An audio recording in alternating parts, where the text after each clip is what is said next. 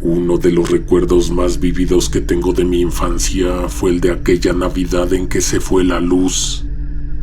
Lo tengo en la mente como si fuera una película que hubiera visto el fin de semana pasado. Cuando era niño siempre nos reunían en casa de mi abuela con las hermanas de mi mamá y todos mis primos. Solíamos ser una familia grande. Esa Navidad en específico mis tías estaban peleadas, así que cada quien festejó en su casa con su propia familia.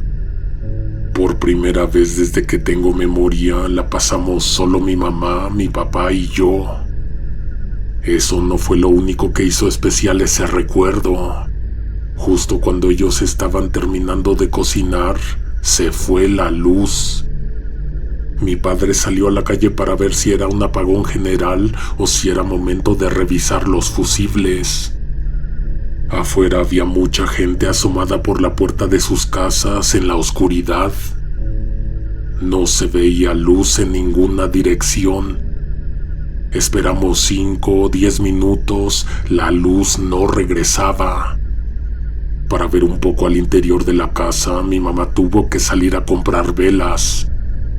Algunos vecinos tenían lámparas, otros habían prendido una pequeña fogata en la banqueta. Ayudada con la luz de los carros, mi mamá logró llegar a la tienda, pero al preguntar por las velas ya se habían vendido todas.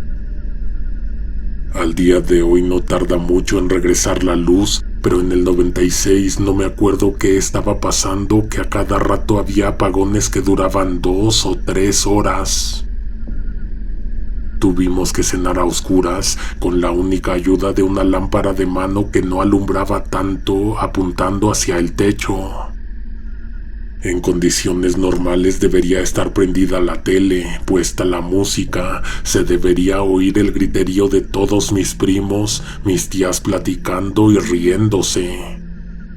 Esa vez solo se escuchaba el sonido de los cubiertos tocando los platos. Mis padres callaban. De pronto, justo cuando estábamos terminando de cenar, me pareció escuchar que la silla que tenía a mi izquierda se recorrió un poco, se alejó de mí, se movió sola. Como había muy poca luz, creo que ni por el rabillo del ojo lo alcancé a ver. Solo lo escuché y lo sentí. No les dije nada a ellos, seguro pensaron que yo la pude haber movido con el pie. Me quedé tranquilo esperando a que volviera a pasar. Inesperadamente escuché la voz de un hombre hablando cerca de mí. Me espanté horrible, grité. Mi papá corrió a abrazarme y me levantó de la silla y me alejó de la mesa. Mi mamá también se paró, fue conmigo, me tomó de la mano, me sentó en el sillón. No podíamos verlo, pero sabíamos que estaba ahí, sentado, no se movía y nos observaba. En México es más fácil pensar en que alguien se pudo haber metido a la casa aprovechando el apagón que en fantasmas. Supongo que mi papá se puso a buscar algo para defenderse, se perdió unos momentos en la oscuridad. No entiendo cómo pasó, pero de pronto mi padre ya estaba platicando con esta persona, sentados los dos ante la mesa. Luego también se unió mi madre. A mí me dejaron en la sala intentando averiguar qué era lo que estaba pasando. No pude pensar en otra cosa más que habían entrado a robar. Nos estaban secuestrando. En la tele, en esos años, los noticieros hablaban de demasiada delincuencia en la ciudad, un incremento inesperado en el robo a casa-habitación. Fue también la época en que estuvo desatada la histeria colectiva gracias a una banda de robachicos que estuvo aterrorizando la ciudad en esos mismos años. Pensé que habían venido por mí. Los tres estuvieron hablando en la oscuridad no más de 5 minutos. Realmente no podía escuchar lo que decían porque estaban hablando en voz baja. De repente vino la luz, se prendió todo, incluyendo el radio y la televisión. Lo primero que hice fue mirar hacia el comedor para ver a la persona que estaba platicando con mis papás. No me lo vas a creer, pero te juro que vi su cara como un segundo y en un parpadeo se fue. Desapareció. Debo de aclarar que no se levantó y se fue. No se echó a correr, no se tiró al suelo. Se esfumó. Mis papás también reaccionaron sorprendidos, probablemente mucho más que yo, pues ellos lo tenían cerca. Lo vieron un breve instante cuando se prendieron las luces y después ya no estaba. Mi mamá se echó a llorar y mi papá quedó como angustiado, enojado o preocupado. Yo tendría como unos 8 años cuando eso pasó. No sé por qué los adultos en algún momento pensamos que a los niños se nos olvidan rápido las cosas. Ni la primera vez que pregunté, ni la segunda, ni la 10ª, no me quisieron decir qué pasó, quién era, qué les dijo. Puedo creer que ellos tampoco entendían bien lo que sucedió en el apagón, pero sobre todo creo que no querían asustarme. A veces no podía dormir porque me asaltaban ideas que me asustaban. Como por ejemplo que esta persona hubiera amenazado a mis padres, que no pudieran decírselo a nadie, que algo malo iba a pasar. Transcurrió mucho tiempo, pero jamás se me olvidó. A veces bajaba a la sala en las noches, me sentaba ante la mesa, me quedaba así, con la luz apagada, en silencio, esperando y deseando una aparición. Nunca volvió a pasar. 10 años después ocurrió algo horrible que nunca se me hubiera ocurrido que tuviera relación con lo que pasó la noche del apagón en Navidad. Tenía plan de ir con mis amigos a Cuernavaca, con los de la prepa, ya que no nos íbamos a ver tan fácilmente después. Cuando ya me iba, mis papás me detuvieron, no me dejaron ir. Tenían cerradas con llave las puertas por si a mí se me ocurría quererme ir de todos modos. Por supuesto que discutimos, hice berrinche, estuve encerrado todo el fin de semana en mi cuarto, bastante enojado. El lunes, desafortunadamente, me llegó la noticia de que mis amigos habían fallecido en un accidente automovilístico en la carretera. Estuve muy mal como por 3 semanas. Estaba muy afligido por la muerte de mis amigos, pero también asombrado por haberme salvado de que me pasara eso que les pasó a ellos. Vi la foto de lo que ocurrió en uno de esos periódicos de nota roja. Cómo quedó el carro, hasta dónde fue lanzado el cuerpo de Maribel, a Roberto prensado, a Daniel partido en 2. Créeme cuando te digo que fue algo espantoso, pero a la vez increíble porque me salvé de milagro. De milagro o porque mis papás sabían que eso iba a pasar. Las estadísticas no mienten. Jóvenes y abuso de alcohol son los ingredientes principales para fabricar un accidente mortal. ¿Ustedes cómo sabían? ¿Te acuerdas que una Navidad hace como 10 años hubo un apagón?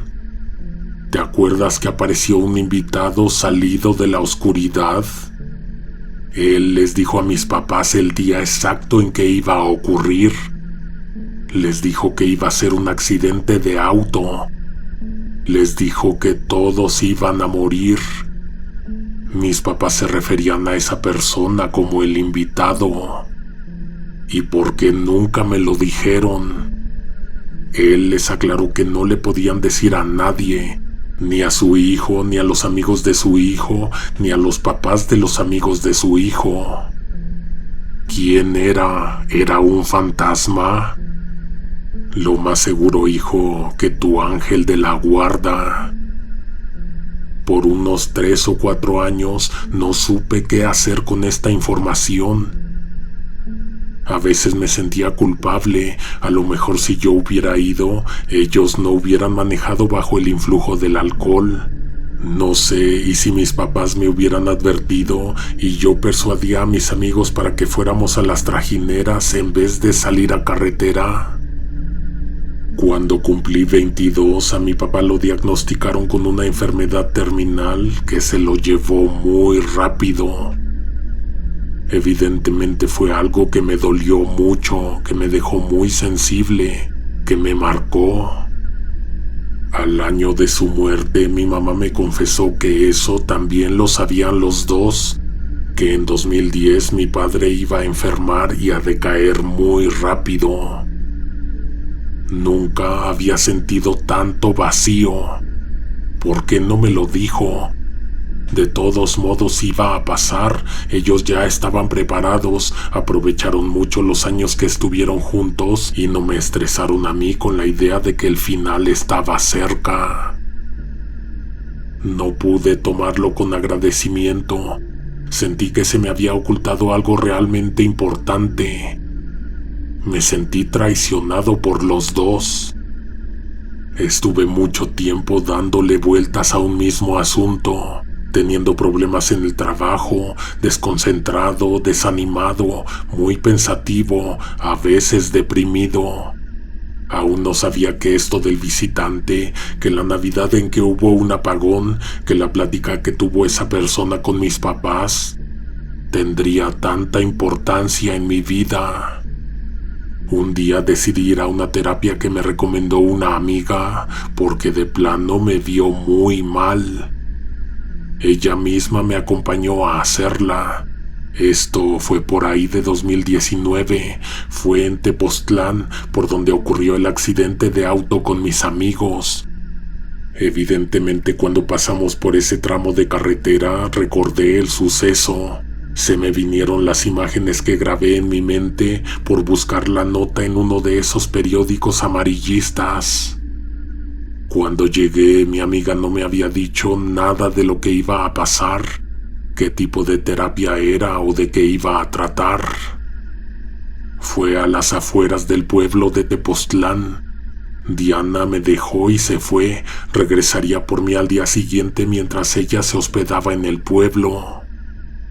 Estaba seguro de que no era una terapia médica. Desde que llegué al lugar me pareció que iba a ser algo espiritual.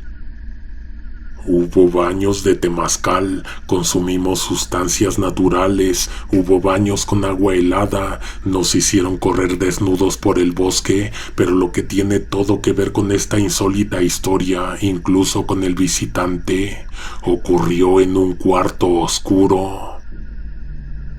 Me invitaron a entrar a un cuarto reducido en donde solo cabían 2 personas, el guía y yo. El sitio se encontraba iluminado con 4 velas. Cuando tomé asiento, la persona apagó las velas. Me estuvo hablando, dándome instrucciones para caer en un estado profundo de meditación. Cerré los ojos y sentí como si me hubiera sumergido en una clase de sueño en la que estaba completamente consciente de que me encontraba soñando. No sé si mi alma se desprendió de mi cuerpo, si pude experimentar el nivel más alto de la relación mente-cuerpo, pero realmente sentía que estaba en otro lugar con todos mis sentidos, menos el de la vista. Podía sentir frío, calor, texturas, escuchar ruidos, percibir olores. De pronto hablé y también escuché mi voz. A los segundos una persona me respondió. De inmediato reconocí quién hablaba. Era mi papá. Tuve una sensación en el cuerpo imposible de describir. En ese momento me sentí seguro de estar reunido con mi padre, que seguramente yo estaba muerto también, pero eso estaba correcto porque me encontraba muy tranquilo, lleno de paz. Hablé con él sobre el accidente que cobró la vida de 6 de mis amigos de la prepa. Sobre su enfermedad, le dije que ahora lo entendía, le di las gracias por no haberme dicho y por asegurarse de que esos años que estuvimos juntos fueron muy buenos. Me estaba sintiendo muy liberado, muy tranquilo, cuando de pronto algo perturbó mi estado. Escuché la voz de mi mamá. Mi mamá no está muerta, no podía ser que estuviera también ahí. Inesperadamente se prendió la luz y lo que vi me dejó más allá de impactado. Solo fueron 2 o 3 segundos, pero lo que se presentó ante mis ojos me contestó todas las preguntas que tenía. Estaba sentado ante la mesa, de frente tenía a mis padres, estaba en su casa, mi casa de la infancia, y allá en la sala había un niño mirándome asustado, directamente a los ojos. Ese niño era yo mismo. Yo soy y fui el visitante. Yo estuve platicando con mis padres la Navidad en que se fue la luz. Fui yo quien les advirtió de todo lo malo que iba a pasar en los años siguientes.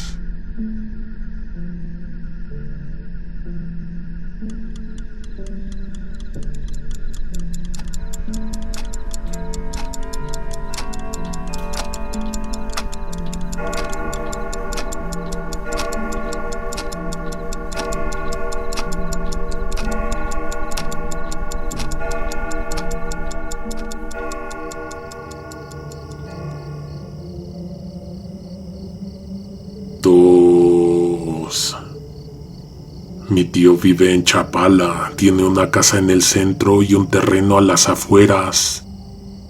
Él se mudó para allá cuando tenía 24, se casó con una muchacha que era de ese lugar. Hace unos días nos platicó algo que le pasó a un vecino. El señor al día de hoy ya falleció y de hecho murió por algo que tiene que ver con esto que te voy a contar. Se llamaba Luciano, vivía a un lado del terreno de mi tío. Allá tenía una casa de un solo piso, un patio grande y a lo lejos el cerro. Mi tío no vivía allá, él estaba en el centro, pero iba de vez en cuando a ver su terreno. De hecho, tenía un acuerdo con el señor Luciano de que le daba un dinero al mes para que se lo cuidara o estuviera pendiente de cualquier cosa.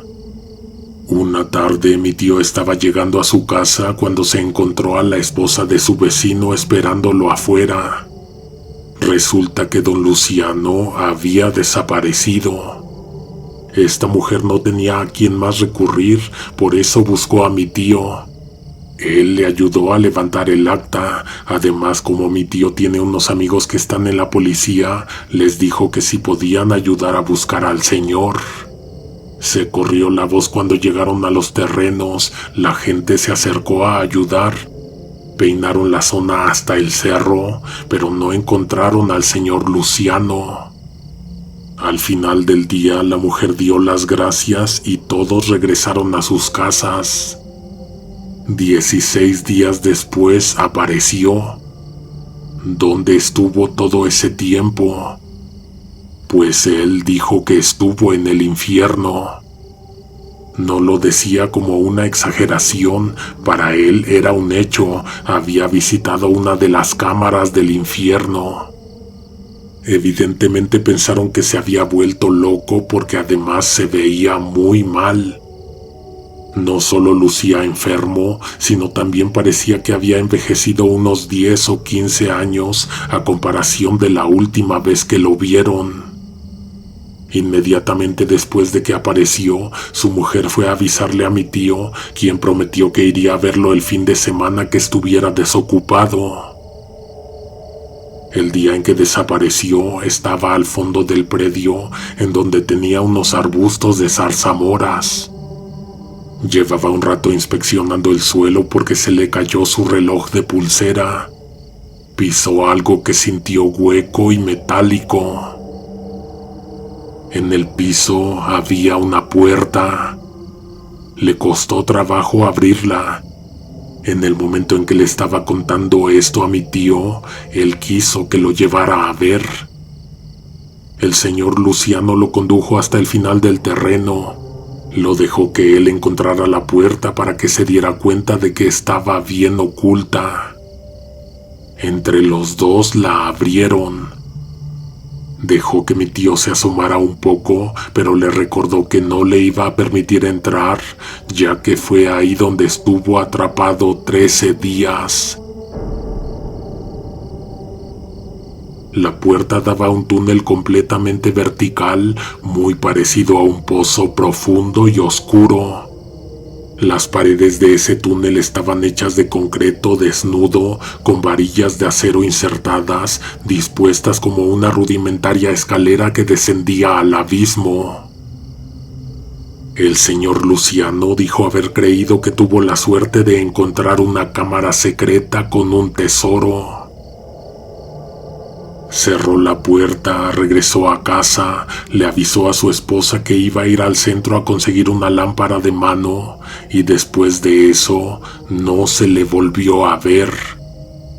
De vuelta ni siquiera pasó a avisar que ya había llegado, se fue directo al fondo del terreno, abrió la puerta y aventó la luz hacia el fondo. Ni con esa iluminación adicional se podía ver el final del agujero. La escalera de varillas era estrecha y precaria. Obligaba a quien tuviera la necesidad de bajar por ahí a moverse con cautela. Un paso en falso podría significar una caída mortal. Luciano se metió, descendió unos cuantos peldaños, luego estiró el brazo para tomar la puerta, jalarla y cerrar. Por un momento hubo oscuridad total hasta que él de la bolsa del pantalón sacó la lámpara y con ella iluminó el descenso. La temperatura cayó perceptiblemente al bajar. Al llegar al fondo del túnel, unos 30 metros desde la superficie, se encontraba una abertura que daba paso a un corredor horizontal, marcando el inicio del laberinto subterráneo. Este corredor era el portal hacia un mundo de pasillos interminables, escaleras, descensos, puertas cerradas y cámaras misteriosas. La sensación de estar completamente desconectado del mundo exterior se intensificaba en este punto. La existencia de pisos de rejilla de metal, paredes de concreto y tubería oxidada se hizo omnipresente. Esta entrada, con su diseño crudo y funcional, sugería que el lugar fue construido con un propósito, aunque este propósito se hubiera perdido con el paso del tiempo. No era un búnker, no tenía nada para poder pasar la noche, aunque algo me queda claro a mí que ni siquiera entré, que en ese lugar todo el tiempo tenía que ser de noche. Al ver lo que él vio, yo no me hubiera movido de mi lugar. No avanzaría en ninguna dirección sin estar marcando la ruta en un mapa. Así como se lo contaron a mi tío, la serie de corredores se extendía hacia todos lados, creando un laberinto sin un propósito claro. El aire debió ser pesado y húmedo, impregnado del olor terroso característico de los lugares subterráneos. La falta de luz natural y la sensación de estar muy por debajo de la superficie siempre contribuyen a que estos lugares tengan una atmósfera opresiva y desconcertante. A menos de que estés pensando que vas a encontrar algún tesoro. Esta persona no solo no encontró nada de lo que se había imaginado, terminó perdiéndose. Las escaleras que se encontraban al final de ciertos corredores subían y bajaban sin un patrón claro, llevando a niveles superiores o inferiores del complejo, aumentando la confusión y la sensación de desorientación.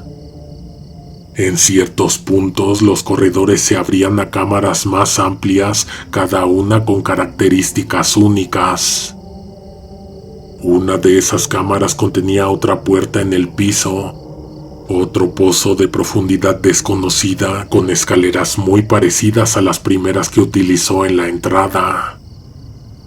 Decidió no bajar, pero lo tendría en cuenta por si se encontraba más adelante con el final del camino. Final del camino, según el señor Luciano, fue un concepto que no existía allá abajo.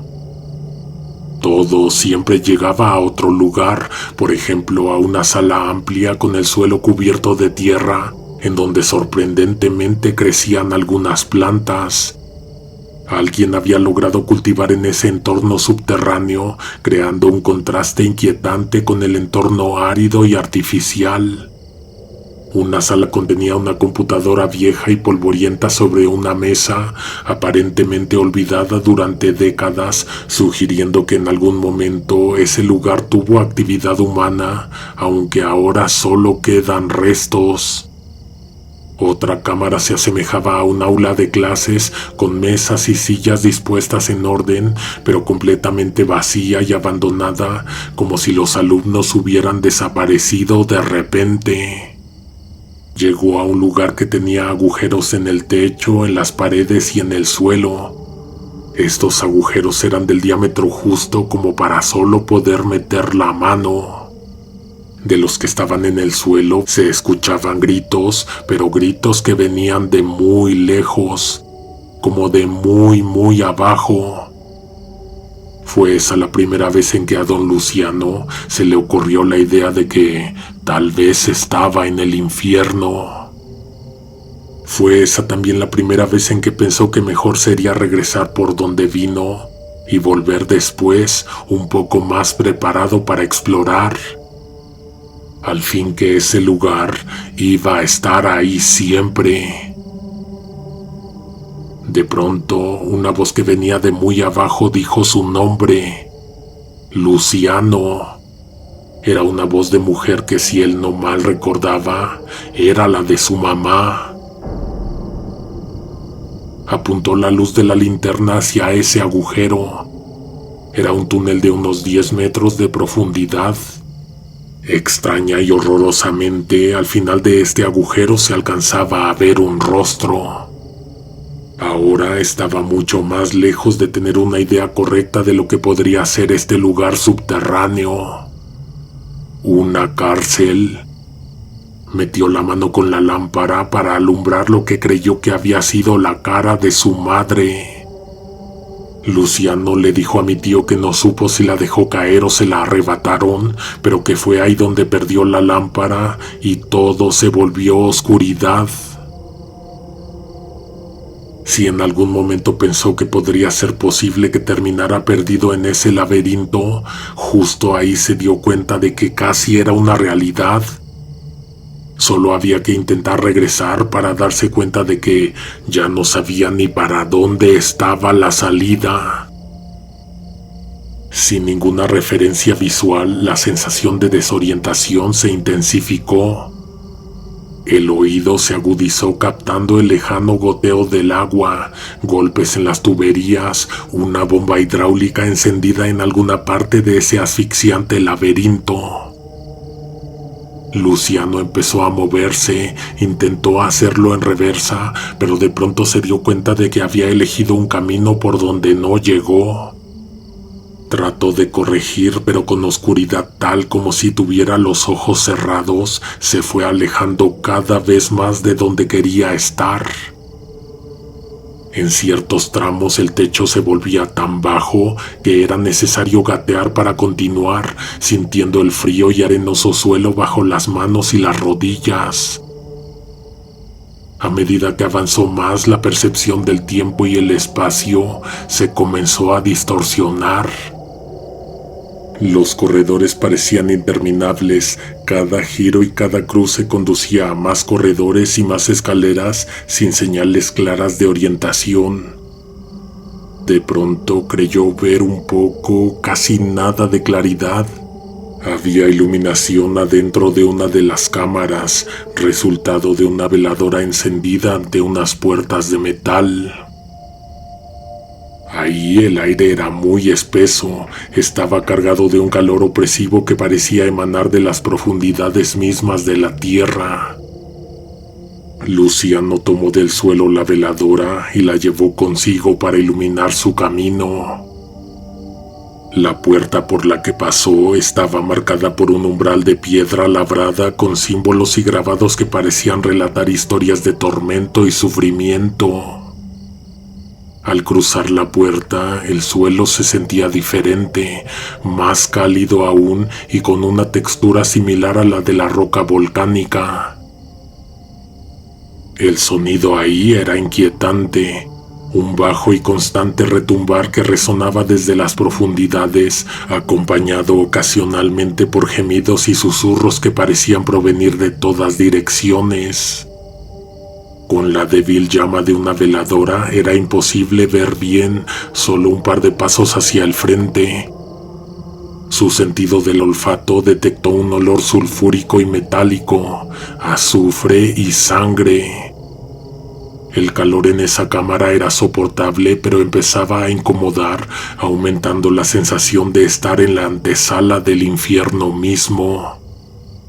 Al fondo de la cámara, el suelo descendía en una pendiente suave hacia un pozo amplio y profundo. De ese pozo emanaba el calor más intenso, junto con el sulfuro más fuerte. Desde su borde, el sonido de las llamas y los crujidos de la roca se hacían evidentes. De repente subía un resplandor rojo infernal desde las profundidades. Luciano inhaló un vapor que salió de ahí que lo hizo toser mucho hasta que empezó a escupir sangre. Lo que sucedió después solo se puede medir en unidades de tiempo contando los días que estuvo perdido este hombre. Fueron 16 días, aunque él dijo que sintió haber estado perdido como 3 años. Le creo, en la oscuridad 16 días pudieron haberse sentido como una eternidad. Caminó y caminó, hubo momentos en que se arrastró, en que tuvo que desplazarse de costado para sortear corredores estrechos. Dijo que en un momento se encontró con una cámara que tenía vegetación creciendo de manera salvaje. Musgo cubriendo las paredes y el suelo, y una variedad de insectos que zumbaban y volaban por toda la pieza. Ahí pudo beber agua y comer algún fruto de sabor desconocido que encontró en un árbol. La sensación de vida en ese lugar, aunque extraña y desconcertante, fue también un alivio después de la desolación de los corredores anteriores. Cuando se le acabó la veladora, tuvo que estar varios días en la oscuridad, hasta el momento en que por suerte se encontró con una puerta de madera y con el olor característico de las iglesias. Abrió y apareció en una parroquia del estado de Zacatecas. En realidad fueron 13 días los que estuvo perdido. 3 días se tardó en regresarse de Zacatecas, algunos tramos de aventón y otros caminando.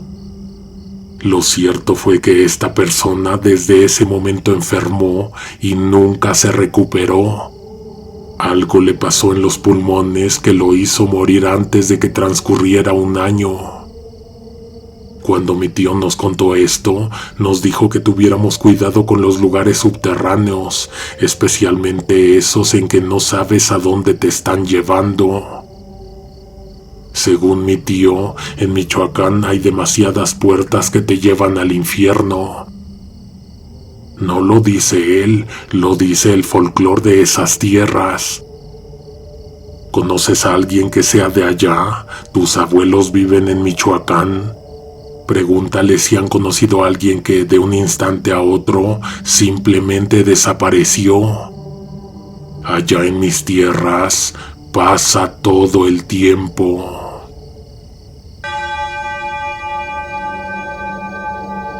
Nos escuchamos la próxima semana con la segunda parte de Apagones y en unos días no te pierdas la continuación de La Casa de Muñecas. Nos escuchamos pronto. Suscríbete, deja tu like, comenta, activa todas las notificaciones. Hasta la próxima. Alguien te observa en la oscuridad.